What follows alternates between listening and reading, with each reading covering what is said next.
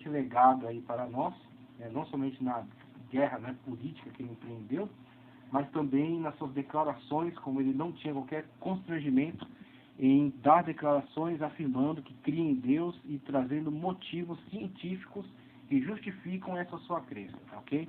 Então temos aí mais uma contribuição desse âmbito da ciência.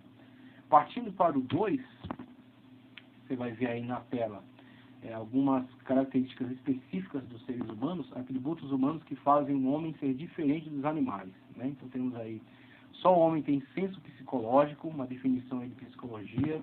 Só o homem tem senso sociológico, tá ok? O homem é consciente de si e consciente dos demais seres, tá ok? O elefante não sabe da existência do leão marinho. O elefante também não sabe da existência do urso polar. E o elefante também não tem autoconsciência, tá ok? Ele tem instintos.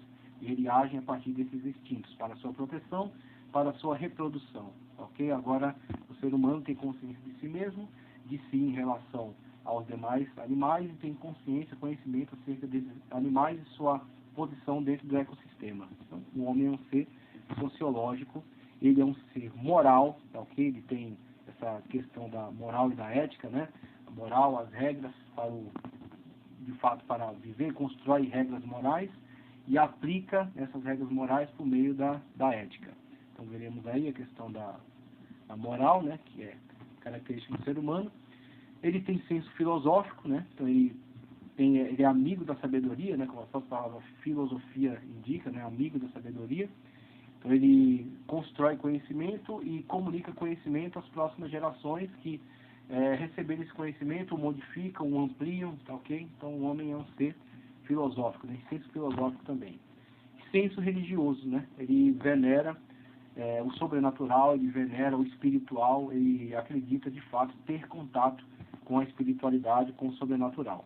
Então, mesmo as sociedades mais primitivas, mais afastadas, mais longínquas aí do globo terrestre, elas manifestam um senso de religiosidade, ok? Então, a religiosidade foi afetada por diversos aspectos do pecado humano, então assumem características grotescas, né, em algumas situações, mas são manifestações de religiosidade e de espiritualidade, uma característica peculiar dos seres humanos.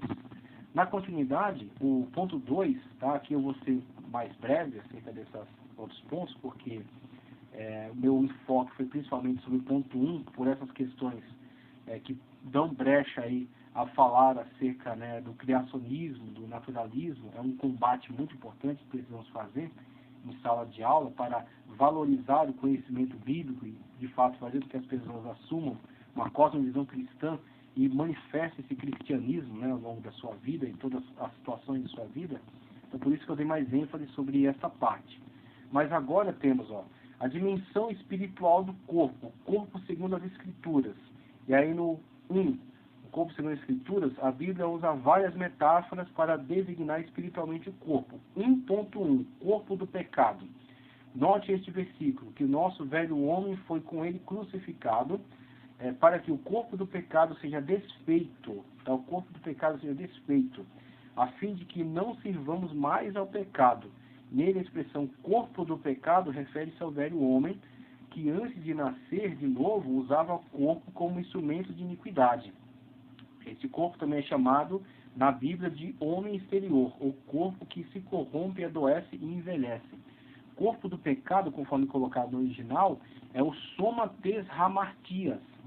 Somas tes hamartias. Esse somas tes hamartias é o soma, a totalidade do ser, escravizado pelo pecado, que teve origem no sarx, que estava principalmente no sarx. E espalhando-se pelo soma, pela totalidade do ser, o contamina e faz dele corpo de pecado. É aí onde a sua mente trabalha impulsionada pelo pecado. Aí onde os seus sentimentos estão totalmente vinculados a sentimentos pecaminosos. É onde a sua carne está completamente entregue, né, aos vícios pecaminosos. E assim a totalidade do seu ser é destruída. Então, a totalidade do seu ser está completamente fora do âmbito da vontade de Deus. Então, tem que se desfazer o corpo de pecado. E ao se desfazer o corpo de pecado, você aceita a Cristo com uma mente racional. Os seus sentimentos agora estão totalmente entregues, né, a Cristo Jesus. você sentirá o perdão de Deus, tá certo? Na sua alma. Você terá uma reconciliação com Deus. E a sua carne agora será sujeita à lei do Espírito. A sua carne não tem que ser flagelada, não tem que ser destruída, não tem que ser desprezada. Ela tem que ser governada, tá certo? Ela tem que ser administrada pelo bom oikonomos, tá certo? Pelo bom administrador, tá certo? Pelo bom mordomo, fazer a correta mordomia da carne, para que ela possa glorificar a Deus. Então a carne, que antes era veículo de vergonha, né? Veículo de que atentava contra Deus, né? Que blasfemava contra Deus, agora a sua carne, o seu corpo glorifica a Deus. Você glorifica a Deus na carne. Desfaz-se o somatos ramatias, né? E agora será templo e morada do Espírito Santo de Deus, como é colocado aí no segundo. Ele fala do 1.2, nossa casa terrestre, a maneira como temos que encarar o nosso corpo, né? Como de fato uma casa para o Espírito Santo de Deus. E o 1.3, o templo do Espírito Santo. Com essa expressão aparece numa pergunta retórica de Paulo em 1 de Coríntios. Ou não sabeis que o nosso corpo é templo do Espírito Santo, que habita em vós, proveniente de Deus, e que não sois de vós mesmos. É um alerta do apóstolo aos crentes de Corinto, para não darem lugar ao pecado, ou seja, não deixarem que o corpo fosse contaminado pela prostituição. Pecados contra o corpo agora. Ainda no templo do Espírito, somente a citação que está em tela, Reuk, oidate, ot, tosoma, rimon, naos, tu, enrumin, agion, pneumatos, estin. Então temos aí o teu corpo, né, o teu soma é templo, naos, né, templo para o Espírito, né, agion, pneumatos, em vós. Então o Espírito de Deus tem que habitar no templo que é o teu corpo. Então o teu corpo é templo do Espírito Santo. Não sabeis que o vosso corpo é templo do Espírito Santo, que habita em vós? Temos aí a necessidade de fazer do nosso corpo, nosso soma, né, através do domínio do sarx, a sujeição do sarx à lei do Espírito, o nomos do pneuma, fazer dele templo e morada do Espírito Santo de Deus. O Espírito Santo de Deus habitar em nós. E quando o Espírito Santo de Deus habita em nós, este é o selo que nos garante a vida eterna. Nós somos predestinados, né? Não aquela concepção calvinista, né, onde você tem um pequeno grupinho dos salvos, dos eleitos, e o resto que vá para o inferno. Não, você tem a salvação sendo ofertada por Cristo Jesus, aqueles que não resistem à voz do Espírito, aceitam, né, a Cristo Jesus como seu único e suficiente Salvador, são então por eles justificados, santificados, regenerados, são feitos nova criatura. A partir da nova criatura que são, né, desfeito o corpo do pecado, o somatos hamatia, desfeito o corpo do pecado, agora o soma é templo do Espírito. Sendo templo do Espírito, a presença do Espírito Santo de Deus em nós é selo, ou seja, como uma carta selada, predestinada. O destino dessa carta é o endereço tal. O destino deste crente é os céus. O destino desse crente são as moradas celestiais. A sua predestinação é o Espírito de Deus em vós. Tá, ok? Pecados contra o corpo. Ele vai falar aqui acerca da prostituição, adultério e fornicação. Né? Ele vai falar da prostituição, adultério e fornicação. É interessante ressaltarmos isso porque, conforme o primeiro quadro, né, o primeiro vídeo que eu coloquei, já tratei um pouco acerca disso, eu falei, a nossa luta não é contra a carne nem contra a sangue, nem contra grupos da sociedade, nem contra bandeiras da sociedade. Nós não estamos contra os homossexuais, nós não estamos contra os transexuais, nós estamos contra o pecado. E o pecado se manifesta não só entre os homossexuais, entre os transexuais. O pecado se manifesta entre os heterossexuais também. O pecado se manifesta em qualquer grupo da sociedade. Onde estiver uma pessoa, e há ali carne, e essa carne está contaminada pelo pecado, e o pecado se manifestando traz destruição. Por isso nós estamos contra o pecado, tá ok? Não contra grupos da sociedade. Por isso que trouxemos essa ênfase. A prostituição, adultério, fornicação, homossexualidade, transexualidade, deturpações do plano e projeto perfeito de Deus que levam a humanidade à condenação. E aí, para essa questão da conscientização das pessoas em relação à necessidade de combater, né, de se levantar contra o pecado em qualquer manifestação onde ele se apresente, a glutonaria, por exemplo, né, pessoas que que se alimentam além da necessidade, trazendo prejuízo para o seu corpo. Pecado também tem que ser combatido, também tem que ser liberto, né, deste pecado. Então, a questão não está contra um determinado grupo, como alguns querem fazer pensar. Está contra os homossexuais, está contra os transexuais. De modo algum. A questão está contra o pecado que se manifesta em qualquer lugar. Temos aí o livro, né, A Teologia do Aconselhamento Cristão, página 211. Os conselheiros, conscientes da profundidade da descrição bíblica da natureza e exposição do pecado, podem procurar problemas a partir de vários ângulos. Por exemplo, quando alguém protesta, bem, eu não fiz, o conselheiro geralmente pensa no pecado como uma plena afronta ao outro, né? No termo hebraico, pachá, ou algum outro ato grosseiramente pervertido, o avar, do hebraico também.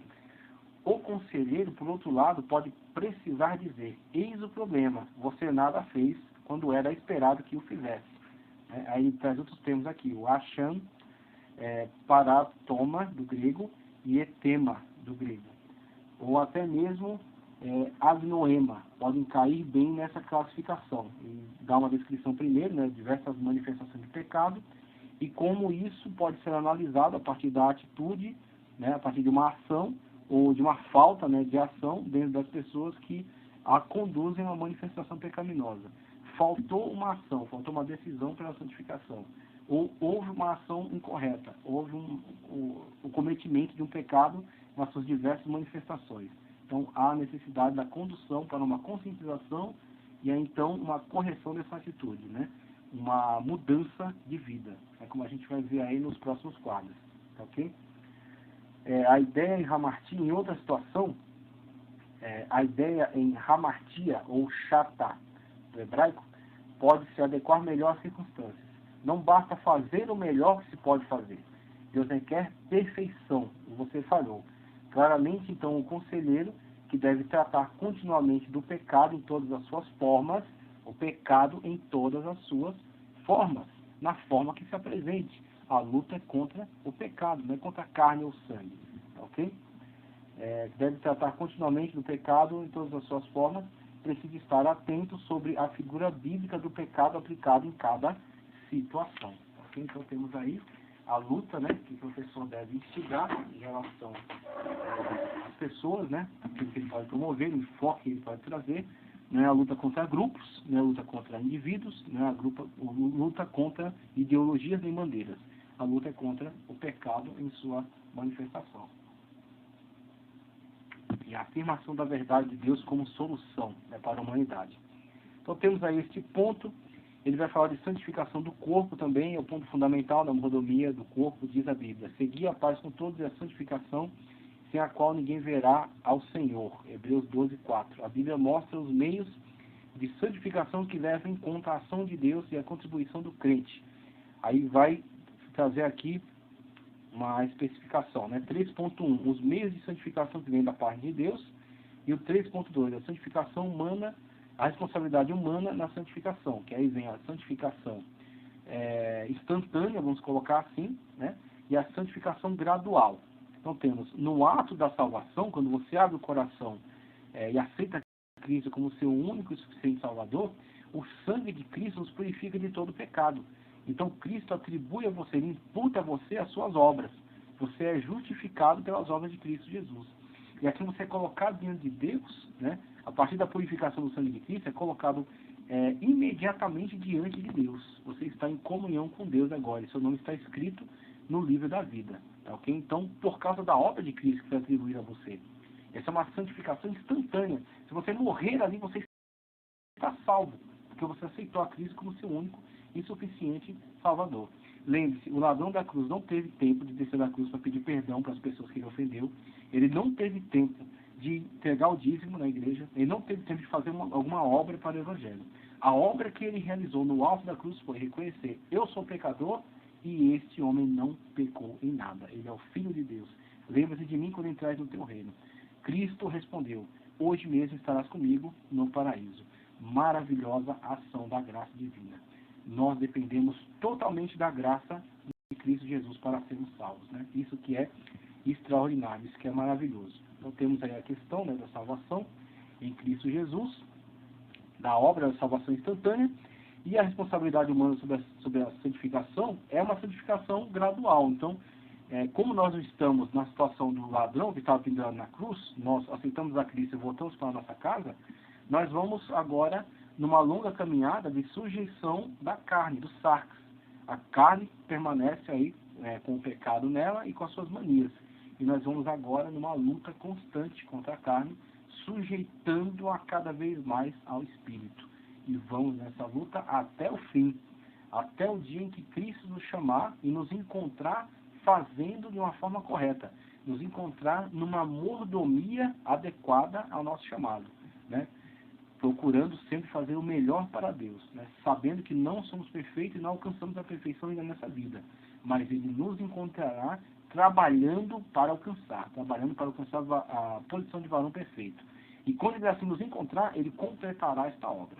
Na glorificação, essa obra será planificada. Tá? A responsabilidade humana, então tratamos acerca disso. E o terceiro, tá?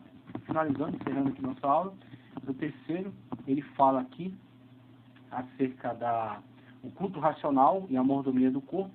De acordo com as Escrituras, devemos nos apresentar em sacrifício vivo, santo e agradável a Deus. Nesse sentido, nosso culto a Ele, e culto não está limitado às 2 horas dentro do tempo, mas é ao longo de toda a nossa vida. Nossa vida deve ser um sacrifício vivo, santo e agradável, um culto racional. Segundo Romanos 12, 1 e 2, deve considerar o seguinte tripé: sacrifício vivo, tá? Então a imagem do sacrifício da entrega total a Deus. O sacrifício vivo é uma entrega total a Deus, tá? O sacrifício santo, então algo de qualidade para Deus, porque santo é separado, o hagnos, tá? Do grego, tá certo? Conforme o termo é separação, ser exclusivo para Deus. Então nós temos que ter um relacionamento com Deus apartado, né, das demais manifestações que temos visto aí no mundo, como João deixa claro, né? Aquele que se faz amigo do mundo se constitui inimigo de Deus. Então temos que tomar uma decisão em vista da nossa santificação, nossa total dedicação a Deus e a sua vontade. E um sacrifício agradável, conforme ele coloca aqui, oferecendo-se em sacrifício vivo, o salvo é visto pelo Senhor como oferta de grande valor. Salmo 51, 17. Uma das coisas mais belas na vida cristã é o quanto a vontade está alinhada à vontade de Deus. Este é o verdadeiro estágio da total entrega ao Pai. A imagem do sacrifício, mostrada didaticamente em Romanos 12, ensina como deve ser a nossa mordomia no corpo espiritual e material. Ela passa por uma mente renovada, não conformada, tá certo, com o espírito deste mundo, em que o cristão é um inconformado, de fato, o cristão é um inconformado com o mundo, em que o cristão é instado a viver em sacrifícios cotidianamente. Assim, o nosso culto racional. Então, cotidianamente, ele não entrega a sua vida aos prazeres do pecado, mas ele sacrifica no altar da santificação. E assim fazendo, a sua alegria, a sua satisfação, tá certo? Será diferenciada em relação à alegria do mundo. Porque Cristo disse: a minha paz vos deixo, a minha paz vos dou. Não vos la dou como o mundo a dá. Então você vê que a paz do cristão está na comunhão plena entre ele e Deus. Esta comunhão pode chegar num nível tão alto, conforme vimos ali na situação em que Pedro, Tiago e João estavam diante de Cristo no monte da transfiguração. Quando Cristo se transfigura, Pedro diz: Senhor, bom é estar neste lugar. Passamos 3 cabanas. Alguém pode pensar que era uma para Pedro, outra para Tiago, outra para João. Eles ficarem confortavelmente dentro daquela visão. Equivocado, errado. 3 cabanas, uma para ti, outra para Moisés e para Elias. Né? Conforme eles vinham ali, naquela transfiguração, Moisés e Elias dialogavam com Cristo e não com eles. Porque Cristo estava transfigurado, estava assumindo ali uma característica diferenciada da que estava anteriormente. Então, Cristo estava transfigurado e ali ele dialogava, né, com esses seres, com esses homens de Deus maravilhosos. E diante dessa visão, Pedro, ele entende ser tão maravilhosa a presença ali, diante daquela visão, que ele quer permanecer ali perpetuamente. Ele quer estabelecer ali uma morada, né, uma moradia, para que esses seres fiquem ali diante dele perpetuamente. Ele nem pensa mais em mundo, não pensa mais nos seus prazeres, não pensa mais em nada da sua vida. Ele quer somente ficar diante daquela manifestação maravilhosa. Assim é quando entregamos nossa vida no altar da santificação e quando temos Deus em nós. A paz em nós excede todo entendimento. tá ok? E o Espírito que nos é dado não pode ser dado ao mundo, porque o mundo não o conheceu, mas é dado a nós. E nós temos o Espírito de Deus dentro de nós. A água que bebemos sacia toda a nossa sede, de modo que não precisamos retornar a essas fontes rotas do mundo. Temos tudo aquilo que precisamos em Cristo Jesus. É essa a satisfação que você tem quando você exerce a correta mordomia do corpo. E você, como professor, lança o enfoque correto, porque você vai instigar as pessoas a valorizar a palavra de Deus, crer na palavra de Deus de uma forma absoluta, entender que são criação de Deus, desfazer esse ceticismo presente hoje, né, afirmar a cosmovisão cristã como resposta a todos os aspectos da vida e assim trazer o povo para a conscientização dessa perfeita mordomia. Só assim o avivamento, o autêntico avivamento dos últimos dias virá sobre a nossa igreja. Graças também ao seu trabalho. Com certeza você receberá, por um trabalho bem dedicado, receberá a sua coroa da parte de Cristo Jesus. A conclusão diz: o nosso corpo tem uma dimensão material e outra espiritual. Nesse aspecto, a palavra de Deus tem orientações diretas sobre o perigo do pecado contra o nosso corpo e a necessidade de vivermos em santidade diante de Deus.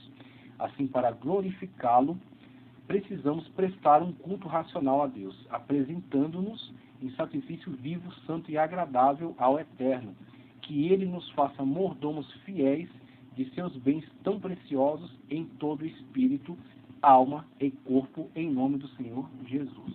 Muito obrigado pela sua paciência, me desculpe pela extensão do vídeo, mas foi necessário. Eu acredito que esses conteúdos precisavam ser comunicados, tá ok?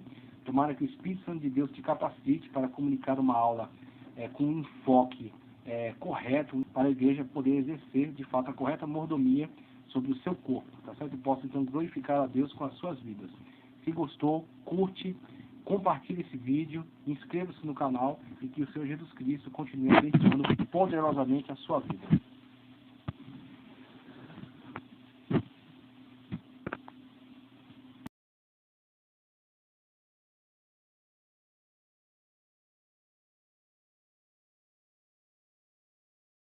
Quanto mais os telescópios se desenvolvem, os radiotelescópios, quanto mais se aponta o nosso olho para o universo, mais desesperado o ser humano vai ficando pela sua insignificância cósmica.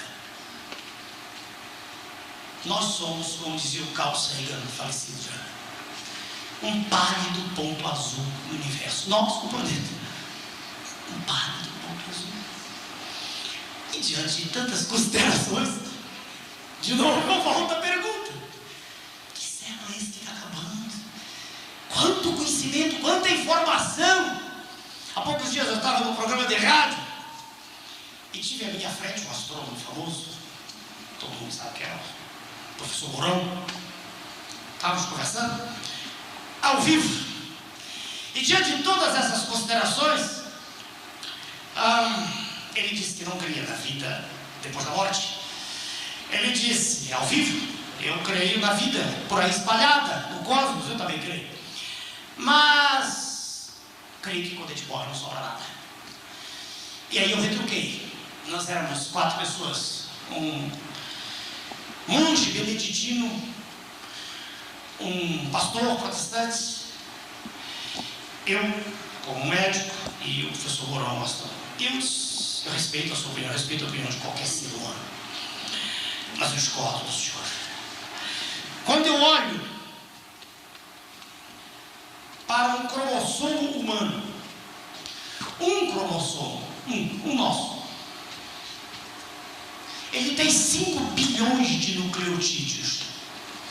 Todo mundo aqui é médico, todo mundo sabe que os nucleotídeos são feitos de uma base nitrogenada, de um radical fosfato e de um açúcar, ribose ou isótese, todo mundo sabe.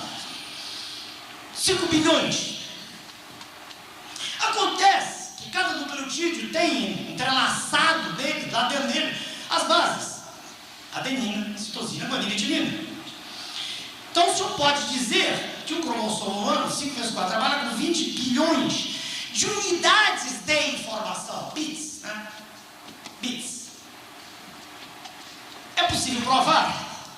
E os senhores, depois de 4 meses de confiança, creio que acreditam em mim, é possível provar que uma letra de qualquer alfabeto, ela pode ser identificada com 6 bits. Qualquer letra. Ora, se eu estou falando do nosso cromossomo humano, um cromossomo humano, se ele tem 5 bilhões de nucleotídeos, 20 bilhões de bits, se eu agora quiser transformar isso em letras, quer dizer, o que está escrito no cromossomo meu, de qualquer um de nós? Se eu dividir 20 por 6, certo? 6 bits cada letra, vai dar 3 de uma fração, 3 bilhões de letras. Vamos ver o que é isso? Tem tempo aí. 3 bilhões de letras. Uma palavra nas línguas que nós conhecemos, nossas línguas atuais, né? A gente conhece o que a gente vê. Eu não tenho a felicidade do meu amigo do lado que fala 6, 7 línguas, mas das coisas comuns, inglês, francês, italiano, castelhano. Uma palavra tem em média 6 letras. 6 letras. Tudo que eu estou falando é do cromossomo nosso. Se são 3 bilhões de letras, se o senhor dividir por 6 letras, o senhor tem 500 milhões, tá, de palavras. 500 milhões de palavras em um cromossomo. Veja onde eu vou chegar.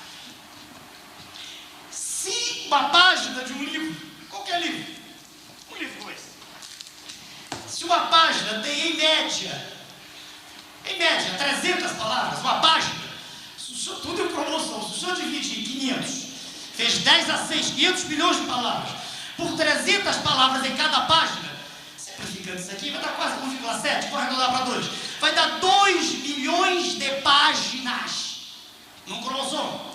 Se o senhor pegar um livro médio de 500 páginas, se o senhor dividir, fazer aqui em cima, se o senhor dividir 2 vezes 10 a 6, que é a mesma coisa que 20 vezes 10 a 5, né? Curso primário. 2 vezes 10 a 6 é a mesma coisa que 20 vezes a 5. Se eu dividir isso aí por 500, né? 500, mais ou menos. 500, né? Se eu... 2 milhões, voltando, para eu não errar nas contas. 5 bilhões de nucleotídeos, 20 bilhões de bits, 3 bilhões de letras, 500 bilhões de palavras, dividido por 300, 2 bilhões de páginas.